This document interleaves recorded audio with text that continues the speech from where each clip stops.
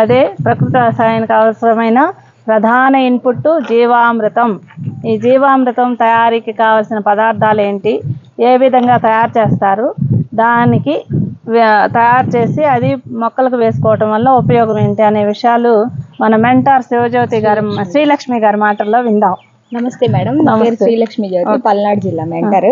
ఈరోజు మనం 100 లీటర్ల ద్రవ జీవామృతం తయారీ విధానం చూద్దాము. దానికి కావాల్సింది ముందుగా డ్రమ్ లో 100 లీటర్ల నీళ్లు తీసుకుంటాము. ఆ తర్వాత అంటే కొంచెం వెల్తిగా తీసుకోవాలి మేడం, ఎందుకంటే అవన్నీ తర్వాత మళ్ళీ మనం కలుపుకుంటాం కాబట్టి. దానికి కావాల్సింది 2 కేజీల పప్పు దినుసుల పిండి. ఇక్కడ మనం శనగపిండి తీసుకున్నాము, అవి నీళ్ళల్లో కరిగించుకుంటున్నాము. ఇక్కడ అన్ని మనం ద్రవ జీవామృతానికి అన్ని నీటిలో మాత్రమే కరిగించుకోవాలి. అలాగే దేశీ ఆవు పేడ, ఈరోజు మాత్రమే ఫ్రెష్ ఆవు పేడ తీసుకుంటాం, తాజా ఆవు పేడ తీసుకుంటాము. అది కూడా కల్లాకి మాదిరిగానే ఎలాంటి ఉండలు చెత్త చెదరం ఏమీ లేకుండా అవి కూడా నీళ్ళల్లో మాత్రమే కరిగించుకొని పెట్టుకుంటాము. 10 కేజీల ఆవు పేడ, 10 లీటర్ల ఆవు మూత్రం, 2 కేజీల శనగపిండి, అదేవిధంగా బెల్లము 2 కేజీలు బెల్లం 2 కేజీల బెల్లము, 1 గుప్పెడు పుట్టమన్ను. బెల్లం కూడా నీటిలో కరిగించుకొని పెట్టుకుంటాం.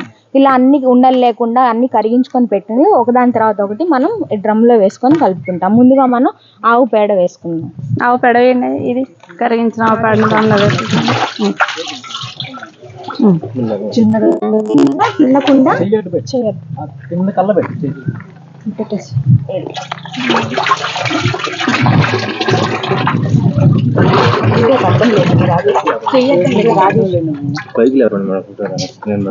మీద పడి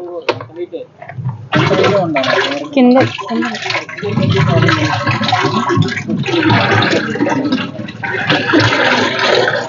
వెనక్కి చేయి రాజేష్. ఓకే, దీని తర్వాత మనం ఆవు తర్వాత శనగపిండి తీసుకుంటాం మేడం. ఇది కూడా ఉండలు లేకుండా బజ్జీ పిండి మాదిరిగా బజ్జీ పిండి లాగా తయారు చేస్తారు. నీటిలో ఉండలు లేకుండా కరిగించుకొని దీన్ని కూడా చిన్నగా వేసుకుంటాం మేడం.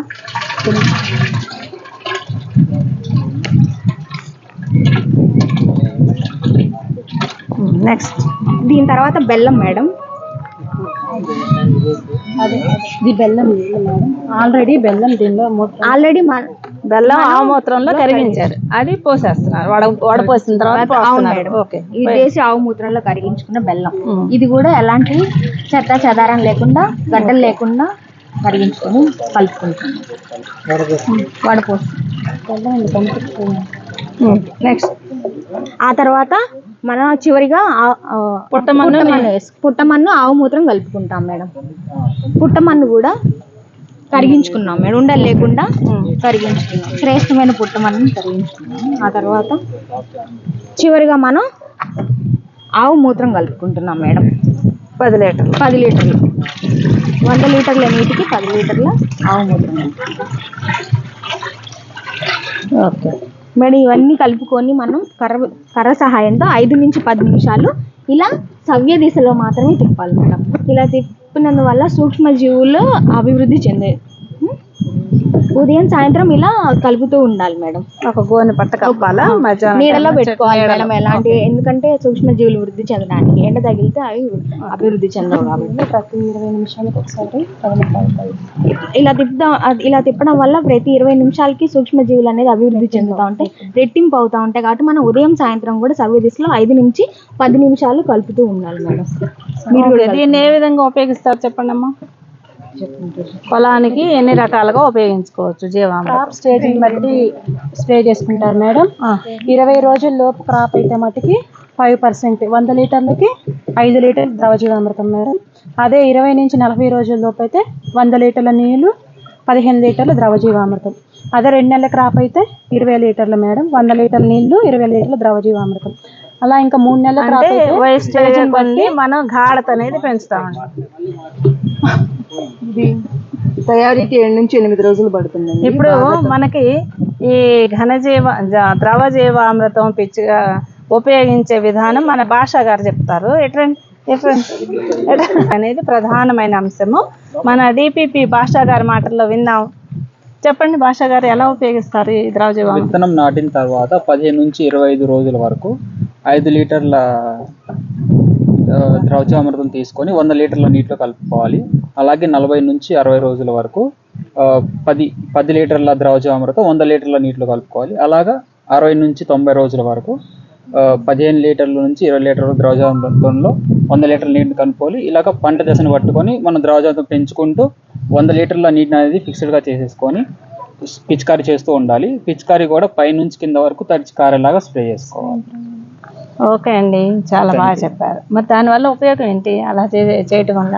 దానివల్ల ఉపయోగం ఏంటంటే ఇప్పుడు ఘనజీవంతో వేయడం వల్ల నేలలోని ఎలా సూక్ష్మజీవులు అభివృద్ధి చెందుతున్నాయో ద్రవజీవామృతం కొట్టడం వల్ల, అలాగే వాతావరణంలో ఉన్న తేమ శాతం కానీ ఇంకా మిగతా సూక్ష్మజీవులు కానీ ఉత్పేరించి మంచిగా పంట యొక్క ఆరోగ్యం కూడా బాగా మెరుగుపరుస్తుంది.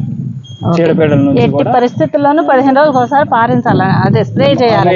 ఏదో ఒక రూపంలో మొక్క దశను బట్టి కాన్సన్ట్రేషన్ పెంచుకుంటూ 15 రోజులకు ఒకసారి కంపల్సరిగా ద్రవజీవామృతం మనం స్ప్రేయింగ్ చేసుకుంటే మొక్కలు ఆరోగ్యంగా పెరుగుతాయి. పురుగు మందులకు పోవాల్సిన అవసరం ఉండదు. మొక్కలకి రోగ నిరోధక శక్తి వస్తుంది, బలం వస్తుంది, ఉత్ప్రేరకాలుగా పనిచేస్తాయి, పోషకాలను అందిస్తుంది. అన్ని రకాల ఉపయోగాలు ఉన్నాయి కాబట్టి ప్రతి ఒక్కరూ కూడా ప్రకృతి వ్యవసాయం చేయదలుచుకున్న వారు సేంద్రియ వ్యవసాయ విధానంలో ప్రకృతి వ్యవసాయ విధానంలో సహజ సిద్ధంగా మీరు పంటలు పండించాలంటే ఈ జీవామృతం అనేది చాలా బాగా పనిచేస్తుంది. తప్పకుండా మీరు తయారు చేయడం తెలుసుకోండి, మీరు ఉపయోగించండి. Thank you. పారించడం కంటే కూడా స్ప్రే చేయడం వల్ల చాలా దీని తయారీకి వేరుశనగ పిండి కానీ సోయాబీన్ పిండి కానీ వాడకూడదు. నూనె గింజలు వాడకూడదు. ద్విదళ బీజాలకు సంబంధించినవి మాత్రమే, పప్పు జాతి గింజలు ఎక్కువగా ఉపయోగించుకోవాలి. Okay, thank you. మరి ఈరోజు మనకి పల్నాడు జిల్లాలో రీజనల్ ట్రైనింగ్ ఇచ్చేసినటువంటి టీపీపీ శివకోటి గారు, శివకోటి ఎక్కడ, అట్లాగే డిపిపి భవానీరాజు, డిపిపి భాషా గారు, వీరందరూ ఆధ్వర్యంలో మెంటార్స్, ఫార్మర్ సైంటిస్టులు వీళ్ళందరూ కూడా చాలా చక్కగా పెరటైజేషన్, ఘనజీవామృతం, జీవామృతం తయారీ విధానాలు, అలాగే బీజామృతం తయారీ విధానాలు చూపించారండి. చాలా సంతోషం. అందరికీ కూడా ధన్యవాదాలు తెలియజేస్తాము. Thank you.